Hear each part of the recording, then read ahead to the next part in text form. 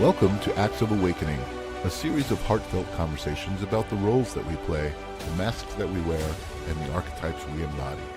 Acts of Awakening is a play place to unpack the moments in life that call us to change roles and dissolve masks, individuating us into the next version of ourselves. Together, we will explore the perspective of the cosmic play, inspiring soulful insights and a deeper understanding of the journey of becoming.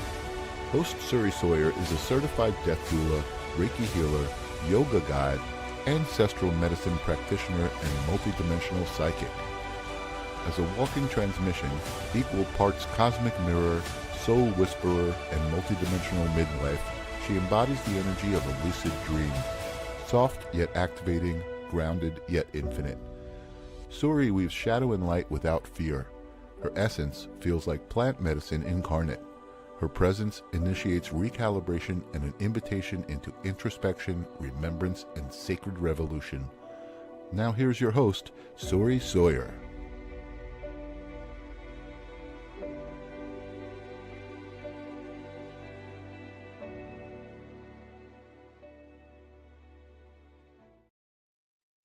Good day, beloved humans, and welcome to Acts of Awakening. I am Suri, and it is a genuine honor to be here with you today. I wonder how many of you guys are feeling the end of the snake year, the fire snake, and into the fire horse year, and the shedding that we've all been going through. Especially, I've been feeling it really intensely since the solstice on December 20th. Kim Princess, I just want to say hi. It's so good to see you, sweetheart. So the solstice seemed to kick something off, and then it's been a radical shed feeling like every day since. So I'm curious if you guys are experiencing the shedding that we're going through before we go running straight into the fire horse year. And if I sometimes in my psyche, I can hear horses running and I'm like, it's coming. Lisa, thank you for being here. Thank you for watching from Ontario, Canada. I almost said Canada. I hope you've got some sweaters and some socks on and maybe even a little bit of a beanie. So one of the things that I'd like to share today, before I came on, I pulled a card. And the card that I pulled is devotion. I wonder if you can see her. Parvati, devotion. So there's a book that goes with these cards, but I don't always look at the book. I usually just look at the word and pick up the essence of it. Presh, yes, you're feeling the shedding of the snake. Definitely the end. Absolutely. So devotion. As I was contemplating devotion, I also was contemplating dedication and decision-making. Devotion, dedication, and decision-making. And devotion in daily life. Devotion to the kinds of choices we make, devotion to the decisions that we make, devotion to something greater than ourselves. I think that's a really big aspect of devotion, is recognizing that we're part of something greater than us. Whatever it is that you prescribe to, if that's God, the ocean.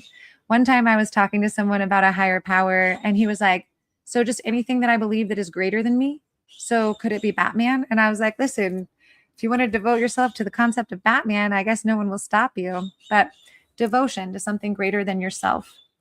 And walking with devotion through each decision that we make, with the motivation inside to whatever it is that we choose to devote ourselves to.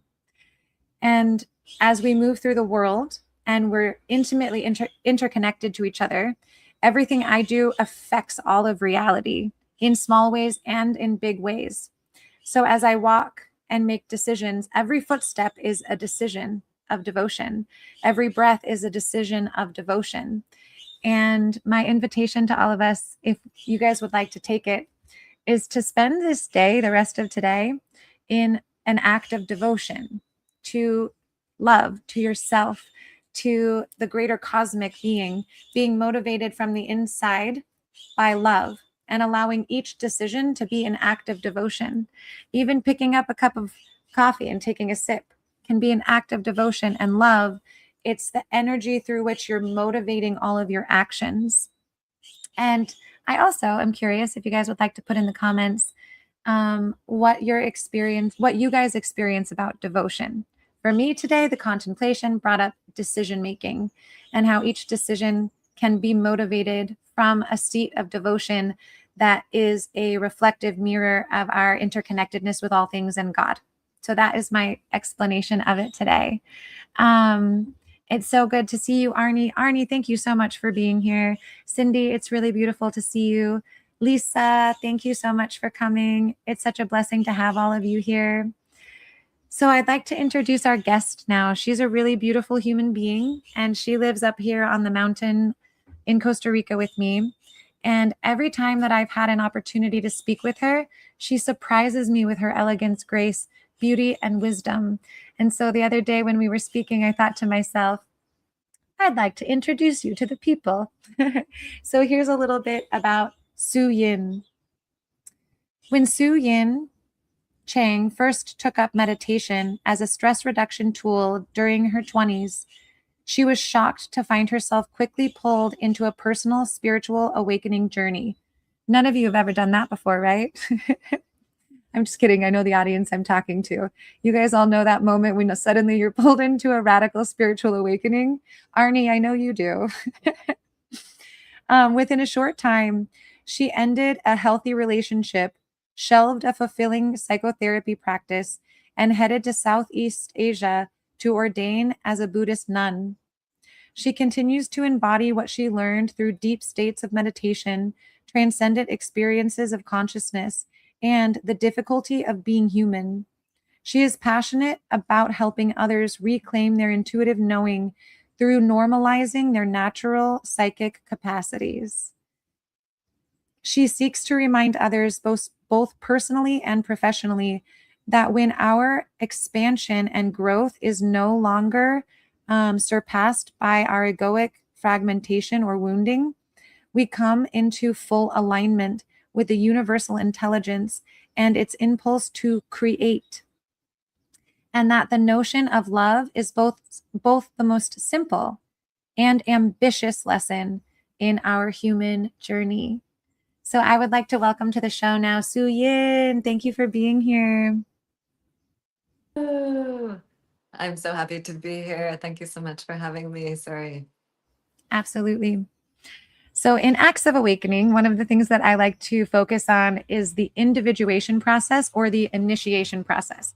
And you even said it in your bio. In my 20s, I meditated as a stress relief and found myself going through, pulled into a spiritual awakening and or a massive initiation or individuation from what you had previously known. So the Yeah. first thing I want to start with is, how many years did you spend in school and building your psychotherapy practice before you decided to dismantle it? Well, I definitely didn't consciously decide to dismantle it. First of all, it was dismantled for me against my egoic will, which is the only way that a true spiritual opening can go, in my book. At least that's how it had to work for me. I had to learn the hard way, I think. But yeah, I did the whole thing. I went to. I'm a child of Taiwanese immigrants, so really the model of success there and achieving the American dream is pretty straightforward. It's make really good grades, get a really high GPA, compete with all of your classmates to get into the best schools. And I did that for undergrad as well as graduate school. And yeah, and in some ways, the first 25 years of my life, I'm in my 40s now, but the first 25 years were kind of easy. They were kind of, I felt, yeah, kind of that everything that I wanted, I could get. And if I didn't have it yet, it was just a matter of dedicating myself to it and working harder towards that.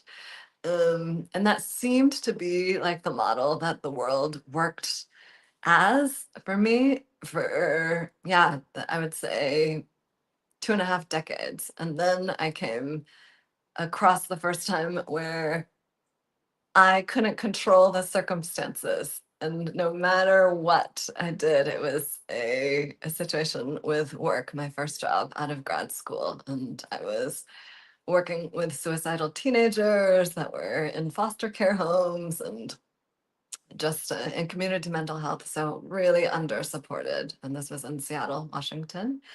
And I just being, the real wide-eyed, like open-hearted being that I was at the time was just like, oh, I just need to work harder or figure out a way to help these kids. And and then it was the first time that I couldn't do Yeah. what I felt needed to be done. And yeah, it was pretty clear downward spiral from there. So yeah, 2.5 decades. You said something really profound, against my egoic will. Uh-huh. Yeah. Can we play with that? Oh I yeah. feel like this audience that's here watching, I love all of you guys so much. Most of them are mediums themselves or have had spiritual awakenings themselves. And so Okay. that line, I was like, I feel like everyone watching can really resonate with this concept of like, yeah, my ego was kicking and screaming. And some part of me, maybe inside, actually knew what was happening. Mhm. But the structures of my personality did not go lightly. So I'm curious if you would Mm. expand on that a little bit more. Mhm. Mhm. Yeah, I would love to, because that's the structures of the egoic personality not going lightly. I feel, I feel like that's the general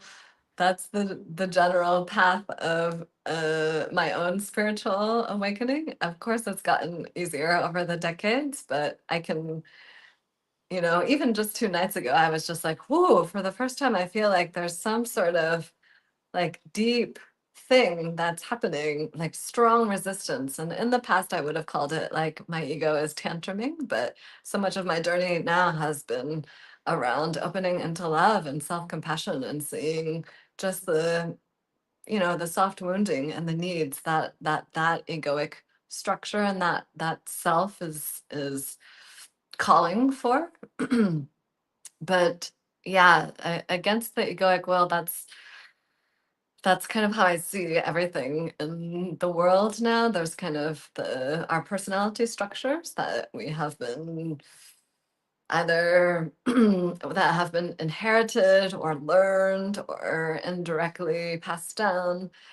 And those are the ways in which we navigate the world, right? Trying to Mhm. stay safe and figuring out how to get what we want so we can manage the world in ways that seem beneficial to us. And then there's this whole other paradigm that was completely foreign to me, unknown to me for many Mhm. decades of my life, but is increasingly the paradigm in which I want to live, and the one that I feel the most free, the most joyful, the most loving.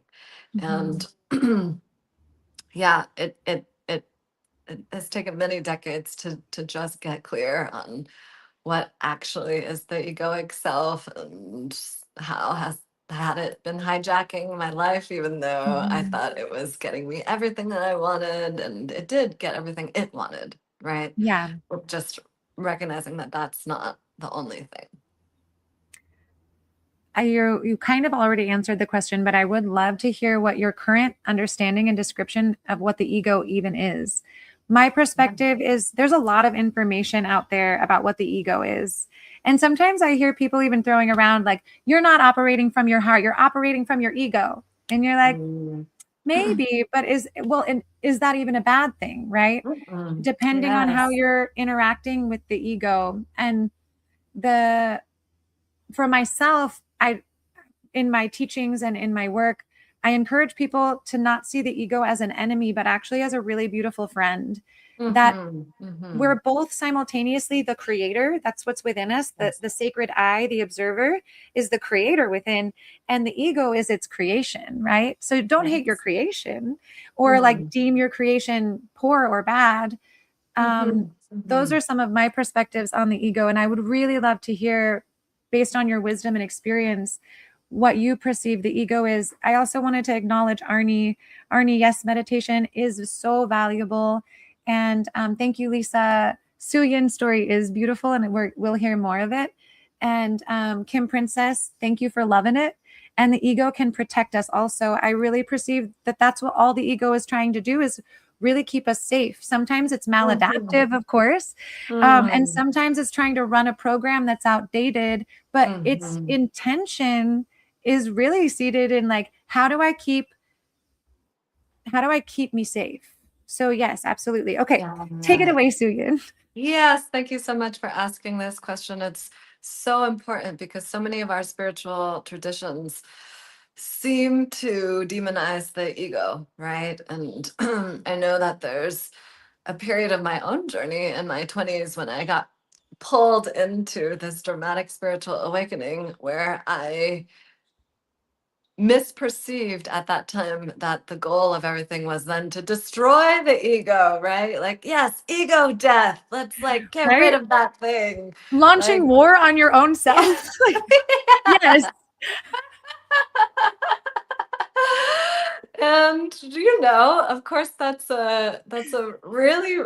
actually a really reasonable reaction when you first realize for the first time, right, that there has been a set of patterns and structures that have been completely dictating your behavior unconsciously, really, and that you don't actually have any control over it, even though the whole time it created this sense that you were in total control, right?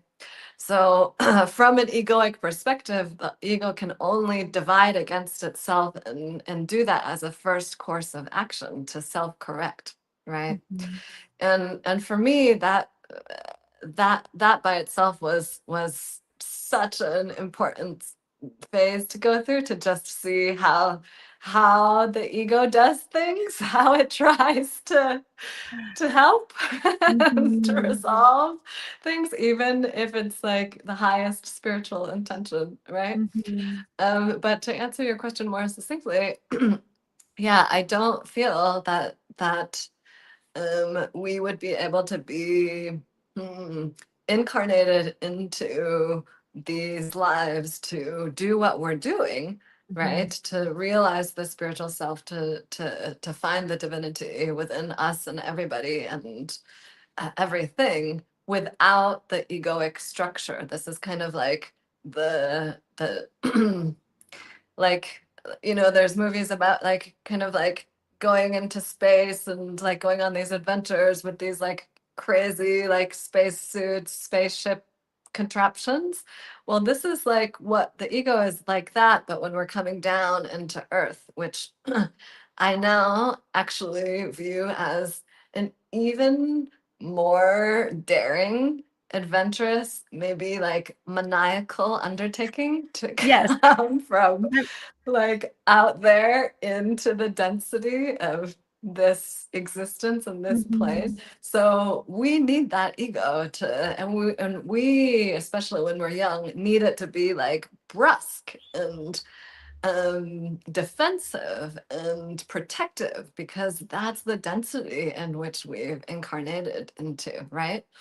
So yeah, all of these ways in which basically the personality learns to protect itself, and it's really needed and really useful, and at a certain point maybe loses its usefulness. And that's when we can have the safety, right? And the opening to say, okay, do we actually need these defensive, protective structures, especially if they're actually not serving us or the people that we love, right? Can we actually start opening to the possibility that there's different ways of doing things, of existing in this world?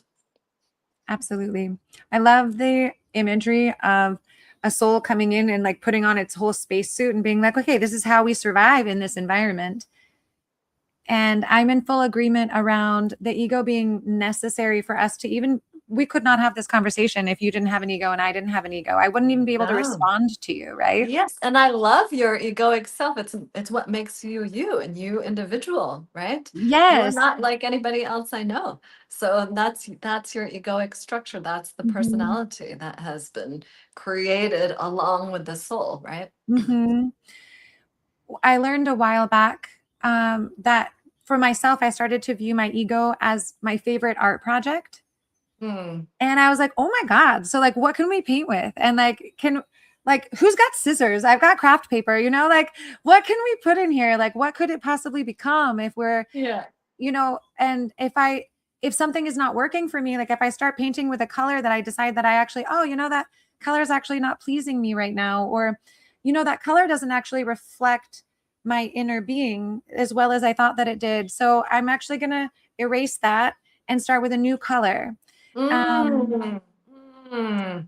I love that because that speaks to where you are in the depth of your journey, right? You recognize the malleability of the ego. Like this is not like a fixed thing that is definitively who we are, right? Mhm. It's this expression, this manifestation of something within that is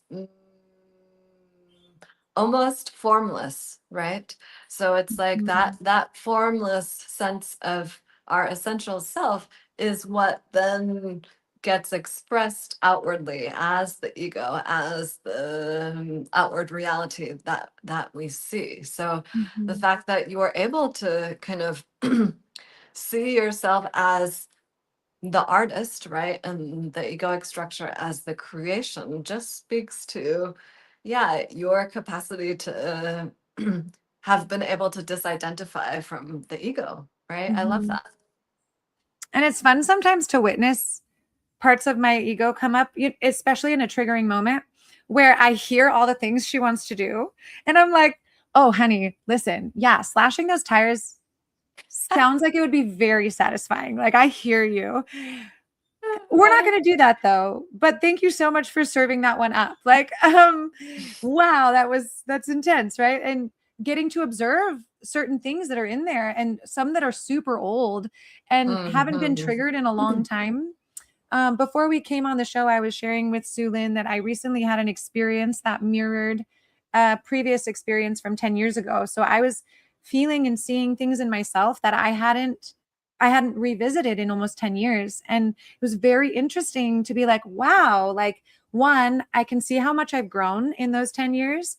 Two, oh, I can see that there's still like a residue of a previous operating system in there. And as the artist and the art piece, instead of allowing my actions to follow the prescription that was written 10 years ago, I was able to read the script and be like, well, I tried that last time and I didn't really like the fruit of that. So, sweet ego, we tried that last time. Let's get curious about what else is possible right now. Is there Mm, something else that's possible for us right now? And mm. turns out there's a billion numbered doors on the horizon now, which is the future you're choosing before you go dying. Like, what are we up to? Let's get creative. Let's get curious. We have, again, like I got craft paper. Tsu-Yin, do you have scissors? I got glue, boo boo. Yeah. Oh, yeah. I love that so much. I love that so much because it speaks to, I think, what one of our most prized um, capacities is as human beings, which is to actually see, to have this meta level awareness, right? Where we can see the 10-year old programming, we can see the habitual pattern, we can see the momentum, and we can say, oh, that's not something that I would like to engage in, or maybe just let's try something else different, Mhm. right? And to recognize like, okay, wow, there's not just the possibility for me choosing something different, but that one program or that one old choice was like one out of like an infinite number of possible Mhm. reactions to this situation, and can lead to an infinite number of different outcomes and fulfilling creations, right, for Mhm. you and whoever else is involved. And I don't know if you've had this experience, but when I kind of like shift the script like that, especially with somebody with whom I've had like a really strong ingrained script, like my family, right? Mhm. It's like it allows them, it gives them permission to be like, whoa, you know, like what's that? Maybe I can do this too. And so then Mhm. something comes up that's like so out of the ordinary possibility or the historic possibility, right? Mhm. And it's just you're suddenly both standing in this beautiful new space where anything is possible because you've just like completely discarded this old way of being and opened yourself to, again, magic, right? Infinite possibility. Magic. Yes. Yeah. So I just it yeah, is magic. This yeah, this way of interacting with the creator and the creation that we are, that yeah. is that to me does feel like the point of magic. Yes. Yes. Mhm. I feel like yeah, I use the word magical like probably every other day as I'm talking to somebody or in like a WhatsApp text to somebody. Yeah. It's like, how's it going? Oh, it's so magical. Or, oh my God, this magical thing happened. And it doesn't, it feels very accurate, right? Mhm. Because from the egoic perspective, it just is like pure alchemy. It's like, wow, you just turned that thing into gold, right? Yeah. But from kind of a divine perspective, it's almost like ordinary, right? It's almost like the way that things have the capacity to work if we only knew, right? If we only trusted, if we only were able to lean into, right? Mhm. And I love kind of hearing about other people's experiences with that because it's just so it's delightful to hear that other people are accessing that way of being, and it's also self-confirmatory, you know, when sometimes we kind of slip out of the magical realm and into this more drab like hammer and nails and Yeah. routine and you know a sense of separate self. Mhm. And then when you hear again of magic being reflected and these other beings in which we're sharing our Mhm. reality and our world with, it's like, oh yeah, no, yeah, that's possible. That's that we can all be doing that right Right. now, right?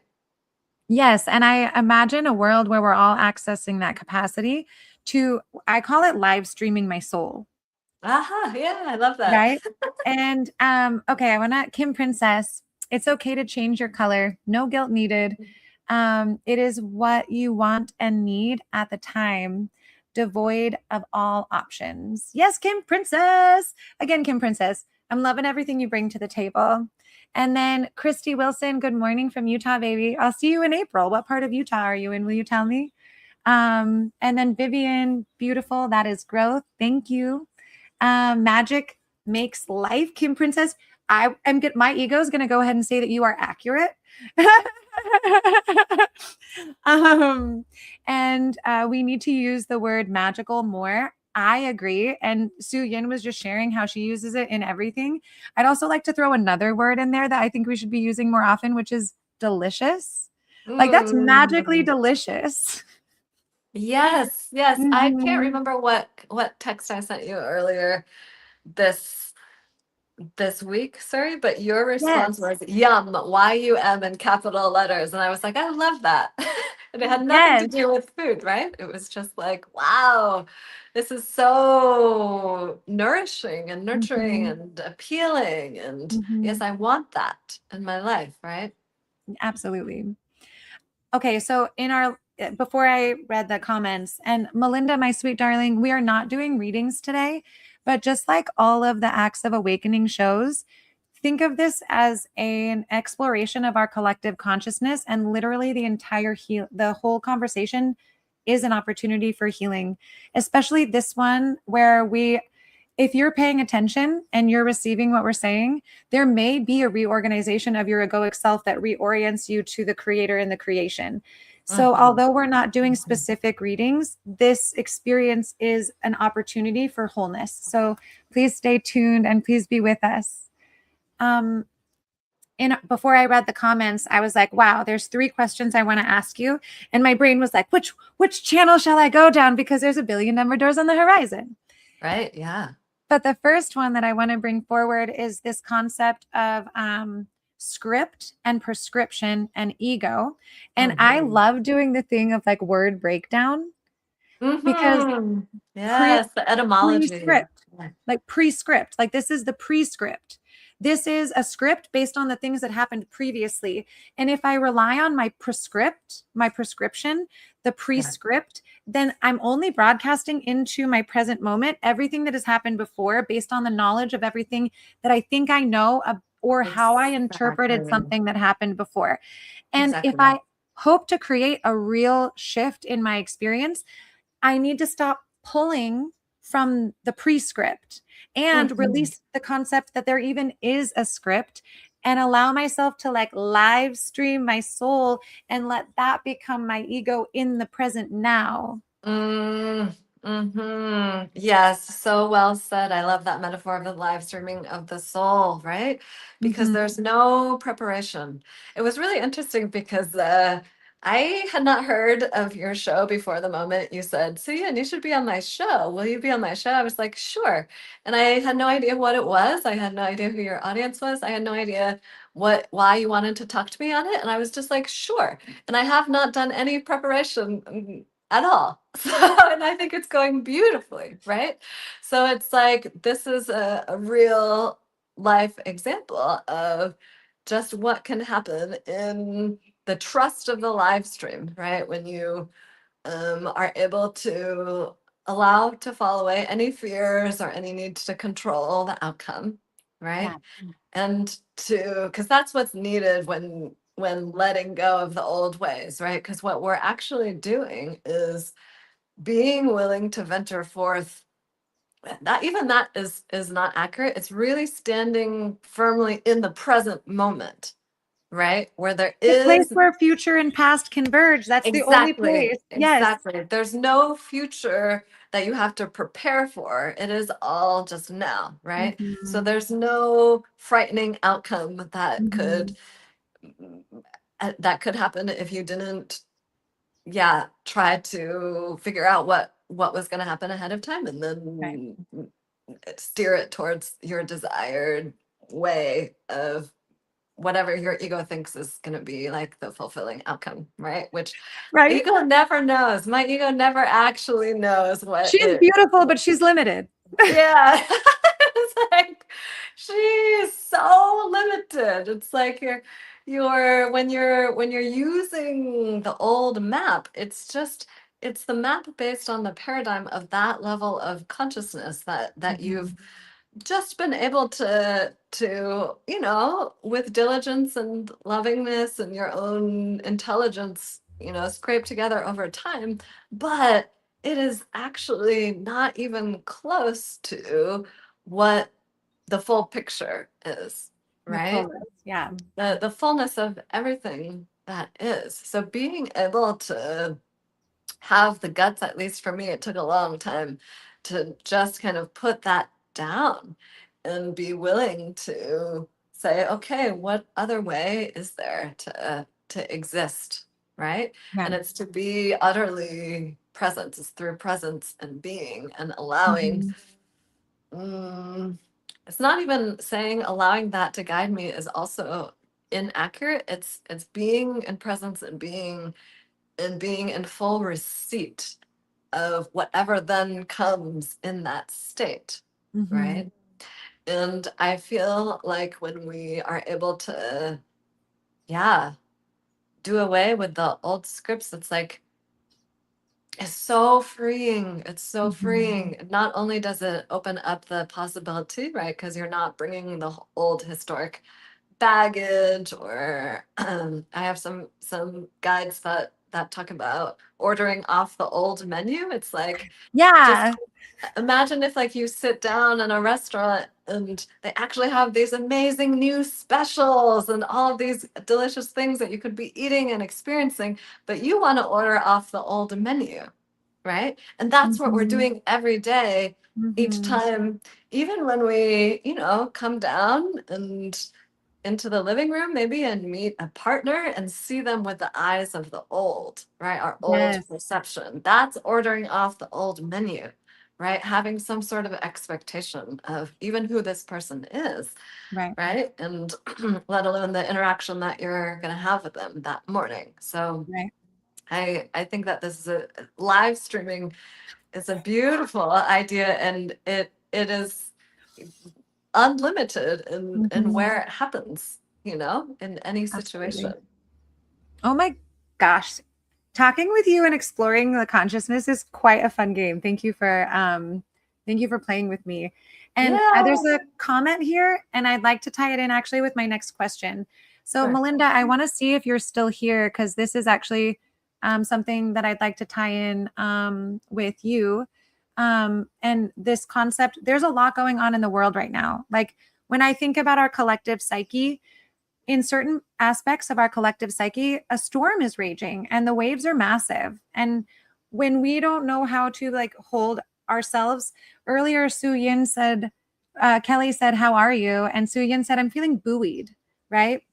And I often describe myself as like, I feel like I'm inside my ark. Like, yes, the waters are raging around me, but like my boat's good. Like, I'm feeling fortified from the inside of myself. Another way that I like to describe it is like sometimes water can be structured or unstructured. And when water is structured, it's full. We call it living water. When you drink structured water, it makes you healthier. So when we can structure ourselves like a water cell that's structured, we're fortified and buoyed from the inside. And the tempest can rage around us. And don't get me wrong, it can be very uncomfortable. And when each of us chooses to be a fortified cell in the body of one, we can do a lot more on earth and a lot more in reality together that way. And I also realized that some of the things that are happening on the planet are, like you said, messing with my energy.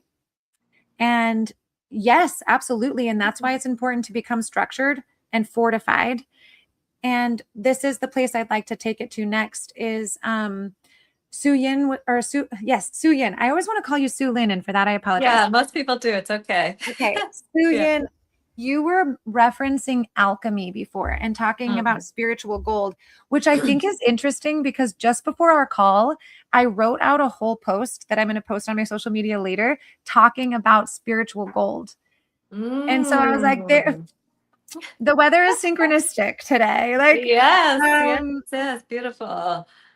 So, Melinda, if you're still here, this is for you. So, my advice with a lot of the stuff that's going on in the world, the news about the war, the news about the Epstein files, like, yes, information is being pumped through the system that is going to affect your energy and that is going to affect your emotional state and possibly affect the way you see reality. And it's serious, but keep on smiling. So I would love to hear your perspective on creating alchemy around some of the things that are going on the planet. Yeah, I think that that's such an important question, and actually the highest potential for all of us, right? Mhm. So in any situation in which perhaps a dense frequency or dense energy or dense event is happening, Mhm. either within us internally, or we're witnessing it in somebody else or among two other people or among the world or our politicians.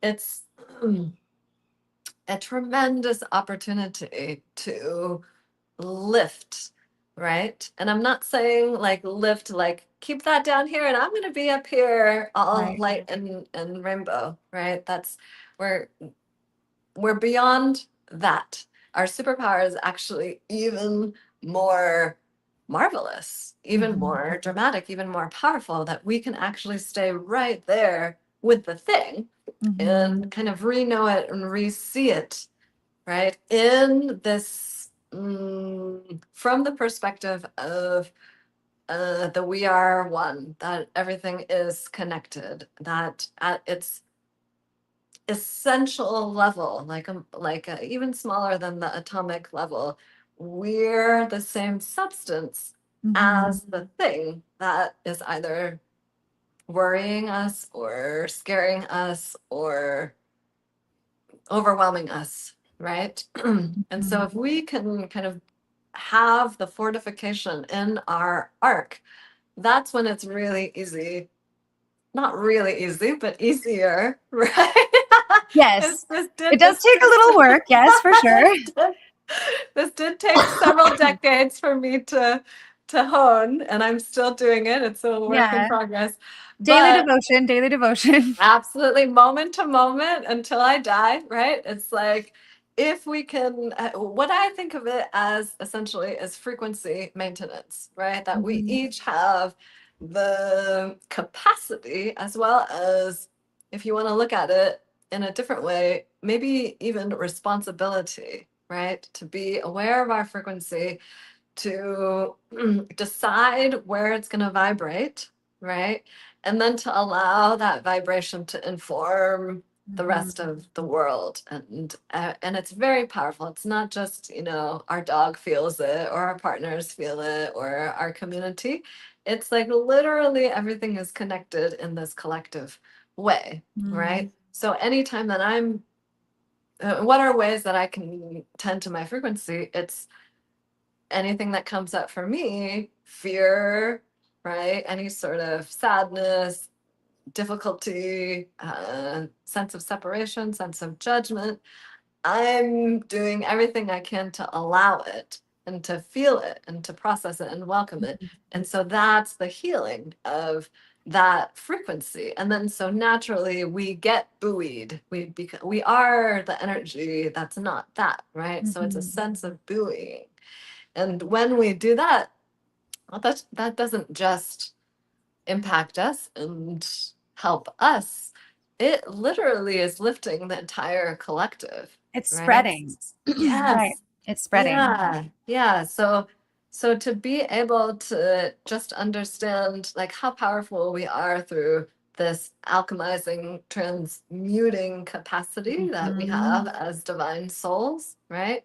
And then to say, okay, like maybe I have the interest or capacity or power to tend to that, right? Either through, I don't know, like a spiritual practice can be something as simple as sitting every morning with a cup of lemon water, hot lemon water, Yes. right? For a few Yes. minutes, or just being quiet for 10 minutes, or, it doesn't have to be some grand, like meditate for 13 hours a day, which is a phase of my life that I went through.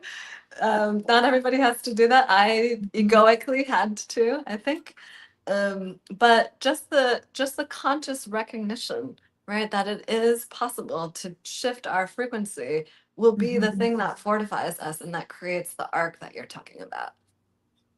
Thank you so much. I love the correlation between our frequency and our ability to be fortified. There's so much Mhm. truth for me. There's a lot of truth in that. And even Yes. experimenting with my frequency, uh, Hmm. on topic, off topic, on topic. I did this experiment one time with my body posture. And I noticed a direct correlation between slouching and the frequency of my thoughts were much lower. They started getting Yeah. self depreciating as I slouched. And when I Hmm. sat up, all of a sudden it was like, bing, like it was. So, so I was playing around with the different degrees of my spine. And I Hmm. was like, whoa. And it was like very much like, okay, like turning the volume down to a lower frequency. Yeah. Okay, those are the thoughts that exist here. What happens if I come up here? Like, whoa. And it was such a radical, quick correlation. And Yeah. after I played Yeah. around with it, I got in the car and I was driving. And all of a sudden, Hmm. my thoughts started to get really like self depreciating. And then I was like, wait, oh, I'm slouching. And so it was such a cool, that day for whatever reason was like an awakening for me. But that was such a correlation just between the body and the quality of thought. Yeah, I love that as well as the experimenting attitude that you took. And to see that there's our bodies are, again, everything in this physical outer world is an outpicturing of our Yeah. inner consciousness, right? So it's interesting, even setting up for this little interview, I am sitting in such a way in which my back is quite far from the back of the chair. Mhm. And in the past, probably years ago, I would have been like, oh no, what if I get tired? I have to be able to da da da. But I immediately was just like, no, if I want to bring the highest to this interview, I'm not going to be slouching on my chair in any moment, right? Mhm. And that's just a recognition as I've become more sensitive to energy over the years that when I am actually running a high frequency, let's just put it that way, then the body naturally will, it's like the Yes. Kundalini response, right? Yes. So it's like it's a really beautiful way also too in which I tend to my frequency and maintain it. It's like I am envisioning kind of clearing all of the chakras so that so the energy can just be straight, right? And the channel Mhm. can just be flowing. And that's Right. literally what it feels like because I've become so clairsentient, which I can feel energy, all sorts of energy around me and other people's and my own.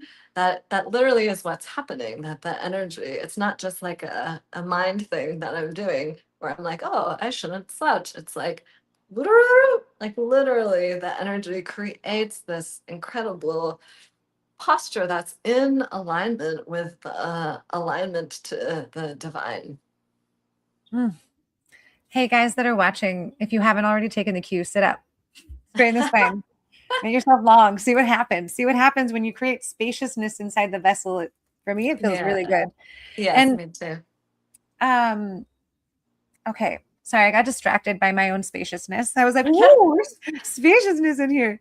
I wanted to comment because I really like it's come up, I think, 3 different times in our conversation so far, but we've been touching on the interconnectedness of all things, which for me has been one of the biggest tools for living a life of devotion and right relation with myself and with the world is the deep, not knowledge, like having a knowledge that everything is interconnected is one thing, but feeling the gnosis base of everything is interconnected and the butterfly effect is not a joke, right? Right. And that getting down into the atomic level and realizing, oh yeah, like we actually are all vibrating in the same fabric, and how that affects each other. I've noticed it a lot in more intimate relationships, and like you were saying, being very clairsentient. I realized being very close with people that they can be on the other side of the world. I haven't spoken to them in months, but all of a sudden I'll start feeling sick, like very sick. But I'm not sick. I just am like, why do I feel sick? And then I call the person and then I'm like, oh, I want to talk to so and so. And then I find out that they have a flu, right? And I'm like, wow, Mm-hmm. okay. So, and then I feel better. It was just like that connectedness that we shared, that psychic Mm-hmm. and Yeah. somatic and even quantum entanglement, right? Yep. Or if Exactly. someone that I'm very close with is going through a season of depression, I feel it. And it Mm-hmm. sometimes I have to check myself and be like, is that like we're all interconnected? So yes, it's my feeling, but is that my feeling? Like where is that from? Whence does that come? And Mm-hmm. Mm-hmm. if I'm aware that their state of being can come in like that toward me, then my state of being is doing the same to them, which brings a much higher level of accountability for what we're doing with our frequency and our Yeah. state of being. And I'm Yes. curious if you Yes. have any thoughts on that. Yes, absolutely. A really salient question because as we continue all evolving together, we're all just going to get more sensitive to that interconnection, right? Mhm. And I think it's really important too to recognize that this this oneness, this interconnection is not anything mystical or special. It's just literally what happens. Yeah. It Right. literally is. And then you begin to perceive it is what happens, right? It Right. already is. And then you begin to be like, oh wait, like my partner was having these nightmares last night and I know what the nightmares are, I can feel them, Yeah. right? And it's so on that level, I do think that it is useful and interesting to think about, accountability, right? And Mhm. how all of the energy that we're putting out, we usually think about it in terms of actions or speech, right? We don't want to we're taught to not say anything unless we have something nice to say, or we don't want to, rain on people's parades, and, all Mhm. sorts of ways in which we societally understand the impact that we have on Mhm. those that we love, or just those that we share a community with, right? Mhm. But this is kind of like taking it to the next level, because there's a recognition that it's not just speech, right? And also a recognition in higher systems and higher consciousnesses. We're just working telepathically. We don't even, the speech is such a limited kind of way of expression. Yes. And the way that the telepathy works is just through the interconnection of this field that Mhm. we are, because Mhm. at that level it's not even that we share, even though we're individualized within Mhm. that greater field. We just all are the field. So this Yes. is this is actually a really amazing topic, because it kind of hooks into something that I'm really passionate about, which is just helping people understand that psychic abilities are not unusual, right? Mhm. That They're that what actually the norm. they're normal. They're Yes, they're normal. normal. And I Yes. love Kim Princess was saying earlier that she had to learn over time to separate the two. Mm, And I wonder if this comes up in your work too. Is it's I don't I don't need to teach anyone how to be psychic. I don't need to teach anyone how to be mm. clairsentient. I'm Yeah. more just pointing out that it's been happening the whole time. Yes, yes, yes, exactly. And to be able to trust it, to not fear it. And Mhm. then there is some level of, right, just like this commenter just said, that there is some level of learning Mhm. where we're not all just like kind of thrown into this huge soup together and just kind of like constantly overwhelmed Yeah. by each other's whims and emotions, right?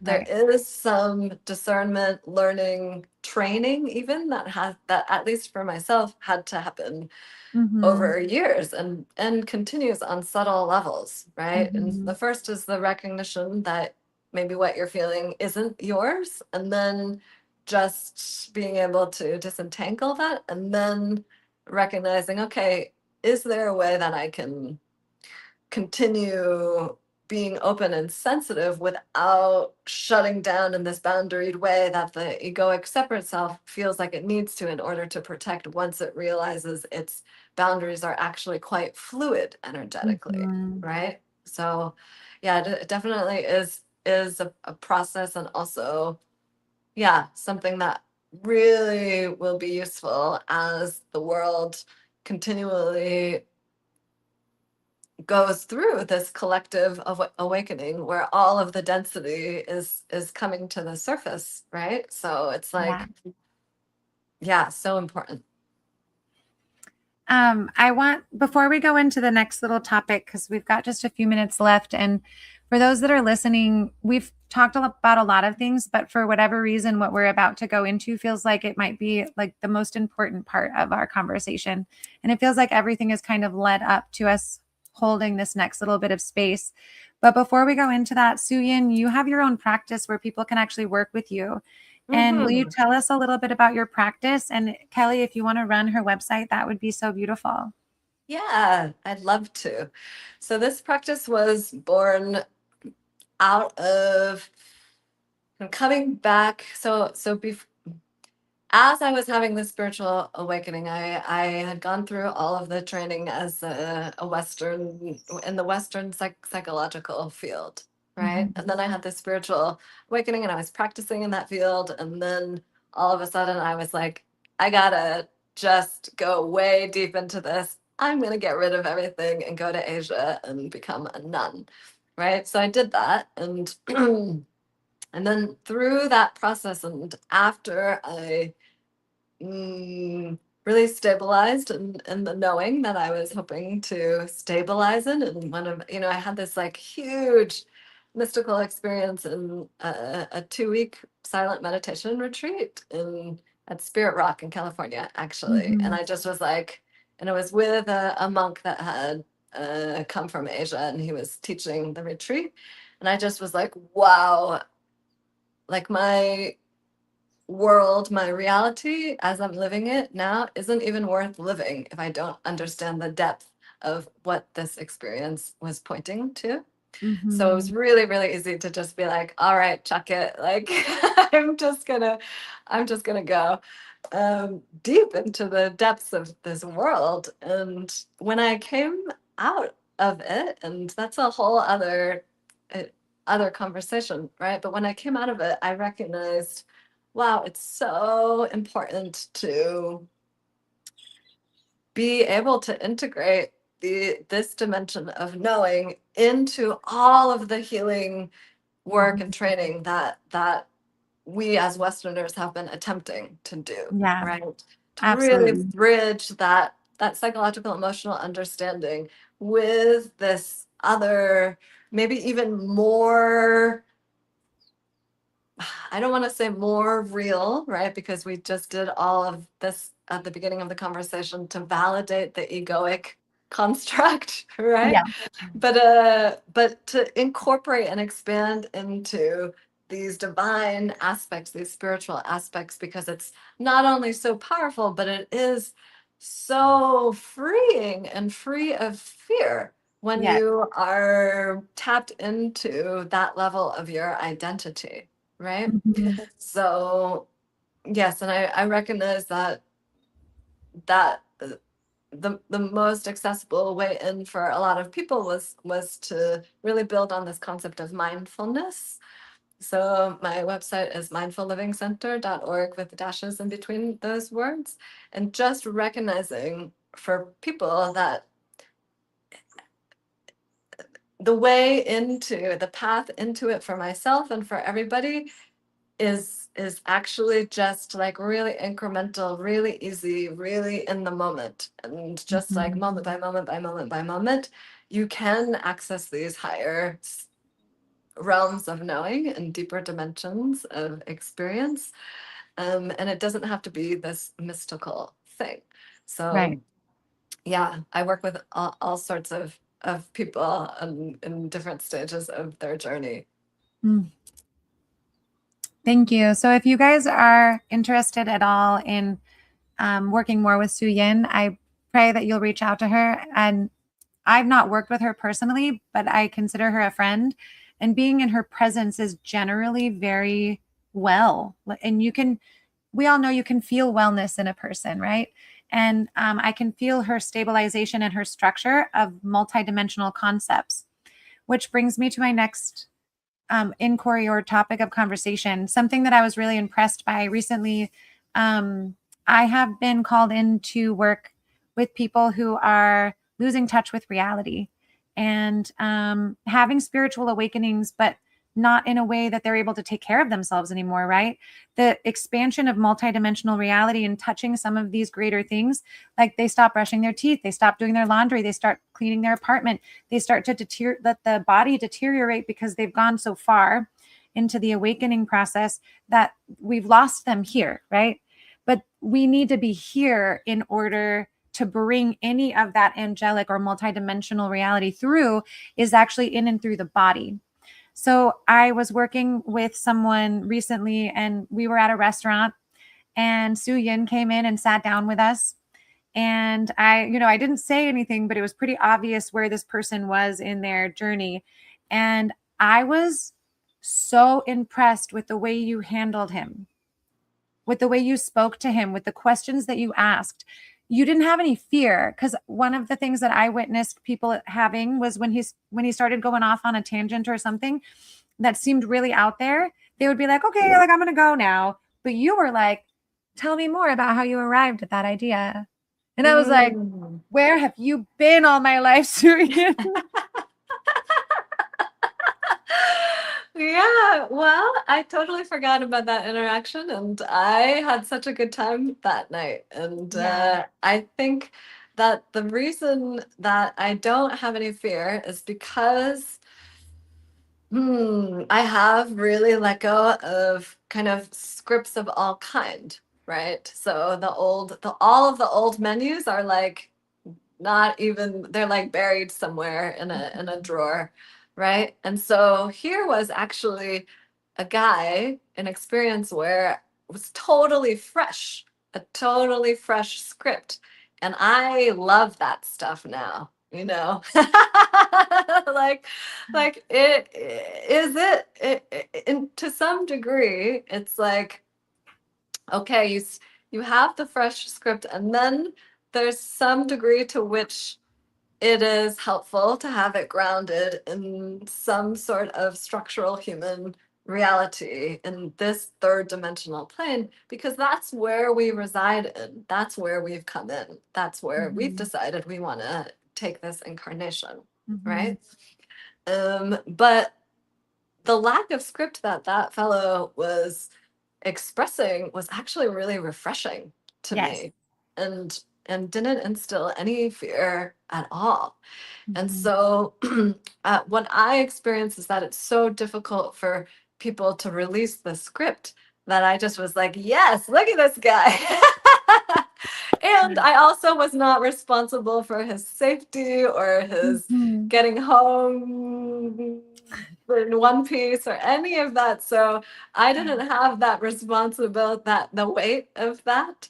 So, but I do want to say that, you know, this topic that we're talking about, this expanding into our multidimensional realities, right, is we're kind of in a new epoch as our species is evolving, right? At least in this age, right? And within this yuga, I guess. And I feel that these conversations, we don't. The thing about not having a script and not having a map is that you also don't have them for these new experiences that we're going to be experiencing, witnessing more and more and more, right? So the first thing is that just, yeah, you have to be steady in your own arc and your own structure and frequency to be able to hold anything that's coming. And that could be like release of Epstein files, or it could be somebody completely losing their grounding in this third dimensional plane in front of you, right? And maybe not just for like a period of time, but maybe that's the way that it's going to go the whole time for the rest of their lives, right? So there's an aspect, I think, that is really important to just predicate all of this with, which I would, it's really important to say. It's that in general, our society does a really good job of pathologizing things that they don't understand, or things that are fearful, or things that are quite powerful, right? Just like the knowledge that we are multidimensional beings. So a lot of people that actually struggle with mental health diagnoses from there's this diagnostic manual called the DSM-5, right? It's like Yes. crazy thing. And a lot of that stuff in there is pathologizing things that pathologizing states and people in ways of perception that are quite spiritual, actually, right? A lot of people that have experienced those diagnoses are actually really sensitive to other realms and dimensions. Yes. And yet the task in this human lifetime is to keep both feet on the ground. That's why we came into these human bodies. So I don't know. I don't think that there's a real easy answer to any of this, but it's so important to be talking about. Yeah.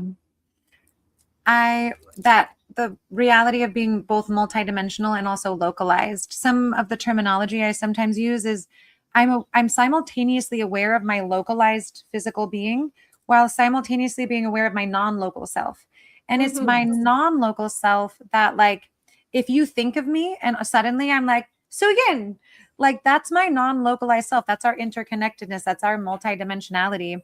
I don't share stories like this very often, but there are a few friends that, for whatever reason, when they're singing or praying, I can hear them as if they're in the room with me. And I went through, like, I was like, what are, like, Lumina, are you here right now? Like, what's happening? And I spoke to her the next day and she said, what time did that happen? And I was like, it was around 8 o'clock. She's like, I was singing that song at that time. And I Wow. was like, I heard you. Wow. And it happened Incredible. again with another good sister where I was singing to her and she heard me. But what was Hmm. interesting was I felt her as if she was like in the room with me and she was going into a deep prayer. So she was going Hmm. into a deep prayer. I suddenly felt her like a little butterfly hovering around me. And I thought to myself, oh, I'm going to sing her a song. And Yeah. I sang her a song and she literally received it. Ah, beautiful. Yes. Now, with Yes. stuff like you could consider, sir, you're having auditory hallucinations. Mm. Yeah. Yes, possibly. And I'm not open to like everyone. It's almost like a frequency based thing. The people I hear somehow are on my frequency, Mm-hmm, and I don't mm-hmm, hear them all the time. I mm-hmm, hear them when they're praying, mm-hmm, mm-hmm, mm-hmm. and they Yeah. hear me when I'm praying. And so it's almost like I'm that multidimensionality, but I could see how that could drive me crazy. Mm. Especially if I'm not able to validate, like, hey, did this happen? And they're like, that 100% occurred. Right. Mm-hmm, mm-hmm. And staying grounded here in those multidimensional experiences while remaining here in my body and doing my laundry. Mm-hmm. Yes.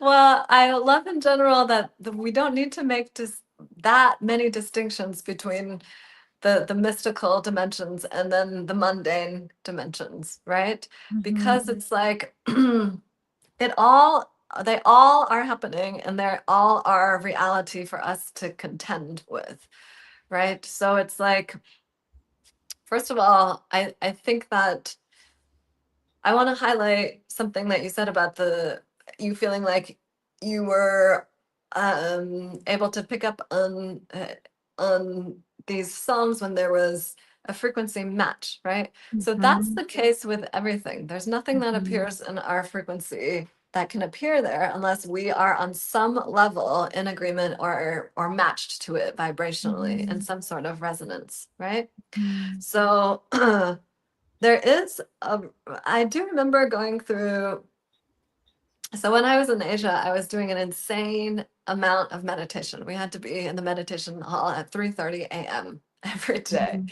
And I did go through some states in which I was perceiving like the noise of the world, right? Like everything was just like coming through. And if I didn't have my solid foundation in what I was doing or the guidance of meditation masters, Mhm. um, my own smaller egoic framework and perceiving body may have gone crazy, right? Mhm. Because it's like if you're perceiving the with the vastness of these dimensions through the lens and the interpretation structure of the ego self, which we have already defined as a protective, fearful self, Mhm. right? Then it is going to feel like, holy shit, like you're going to get reactive from that experience, Mhm. right? And however, if you are grounded simultaneously, right, the whole time with your multidimensional vastness and this part that's just me and you physically here, Mhm. right? Then that's what that that simultaneously knowing is what creates the mooring, right? The anchoring that's Mhm. helpful in these situations. I find a lot of the time when people I would not now call them psychotic breaks. I actually think that that's quite pathologizing, but I would say maybe sometimes things get to the level of spiritual emergency, Yeah, right? absolutely.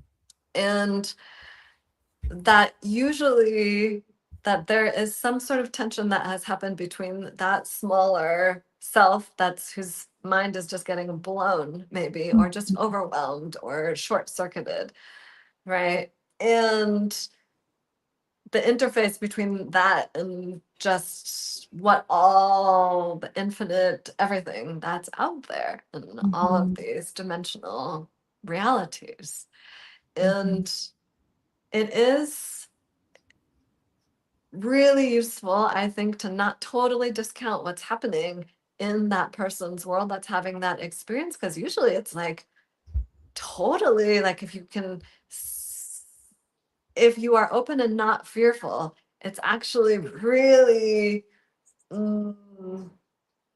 potent information that is being received or expressed, Right. right? And it usually points to all of the things that are asking for attention or healing within the Yeah. person's self and how they perceive everybody around them too. Mm-hmm. And so if there's a way to kind of hold that in reverence still, Yes. right? While recognizing the necessity to kind of ground and walk this person home in this physical body, Mm-hmm. right? That would be the high that could represent the highest potential outcome in that situation, but easier said than done, right? Yeah, it is time for us to start to close, but I love what you shared around spiritual emergency, and I perceive it the same way. I find the DSM helpful because it does give you a very studied group of people that are showing these kind of characteristics, right? And Yep. so it can help us navigate certain things. But I think Sure. deciding that someone needs to go in this box or that box, and also from my experience of working with people on a multidimensional or spiritual plane, there are certain circumstances where I would say, yeah, this is a spiritual emergency. And there's many different things that can occur in the relationship between the egoic self, the senses that we have here, our capacity to perceive multidimensionally, and some people starting to pick up on that more recently, and then being like, wow, I'm hearing voices, or wow, I'm experiencing this with my body, or like, why do I feel what you're feeling, right? Yeah. And there's a lot of I think that being there for each other is a really big deal. I think I was very quiet about my experiences for a very long time. I had a good understanding from the best of my ability about what was occurring, but I was afraid to share with people because I'm like, if I tell you what I'm hearing, I think you might think I'm crazy and like lock me up. So I'm going to keep this to myself. Yeah. And I was Yeah. very quiet on my path for like 12 years, just Mm-hmm. keeping my experiences close to myself, which for me at that time was correct. Mm-hmm. And something happened about a year ago where it was like, it's time. You need to speak about these things. You need to share. Other people are also having these experiences and they have Yeah. no idea where to turn. Right. Yeah. And so it's feeling more important and pertinent to be talking about these things. And I'm Yes. not saying I'm the most grounded person or the most responsible person, but I do feel very fortified in my being and I feel capable on the 3D realm. So I feel like I'm currently a good representation of bridging worlds. Mm-hmm. Yes, definitely. And Yeah. so, and I feel the very same way about you. Like you're a very good representation of someone who's very capable at bridging the gap between dimensions and being here in the body and bringing it through in a way that's like, yes, all of that's real. Like, yes, I want to validate your truth. I want to validate your experience. How do we get you also here? So Mm-hmm. you feel safe on earth. It's so good. It's so Mm-hmm. important that you feel safe right now on earth. And like, Mm-hmm. what's the process of bringing that about for you? Mm-hmm. Yeah, I love that. And I know we have to wrap up. So maybe the last thing I'll say is that working towards safety within oneself, no matter what dimension one is experiencing, right, Yeah. is probably the key, right? Mhm. And the way that we do that is to heal our fears and to feel and understand and recognize what they are, even if it's just in this third dimensional reality, right? Even Yeah. if my fear is um, I don't want to reach out to that friend because what if she doesn't want to hear from me? Right? And that by itself is the thing. Facing that fear and feeling what that brings up for oneself is the exact thing that will fortify you if, I don't know, in the middle of some sort of like mushroom or ayahuasca ceremony, something like crazy happens and you can't bring it back in, and or it's the same mechanism of facing fear and sitting in one's foundational essence, right? Well, anything could be happening around you, and that is just true in any dimension. That's true in any dimension. You guys heard it here from Tsu-Yin. Find your center, sit in your center, and that's true in every dimension. Yes. So that's my takeaway for everybody. That's a really good takeaway. That's I'm going to be practicing that. I usually do practice that, but I'm going to keep the devotional practice of remaining in my center. Yes, it is devotional. Yes. Yeah. Tsu-Yin, thank you so much for your time. It's been really beautiful. And like I say on the end of every episode, thank you for your attention. For all who observed, watched, and listened, even for a few moments. Your attention is so valuable. Thank you for spending your attention here. Thank you for paying your attention to this place. And may you walk through the rest of your day consciously choosing where to pay your attention to. And may it really feed you very well as you practice your devotion. Every decision you make, recognizing we're all interconnected and living in such a way that you're spreading that vibrational beauty through all of the dimensions, or maybe just this one. Have a beautiful day, everyone. Thank you, Arnie. Thank you, Kim Princess. Vivian, love you every time you're here. And I hope to hear you in prayer soon. Peace be with you, everyone.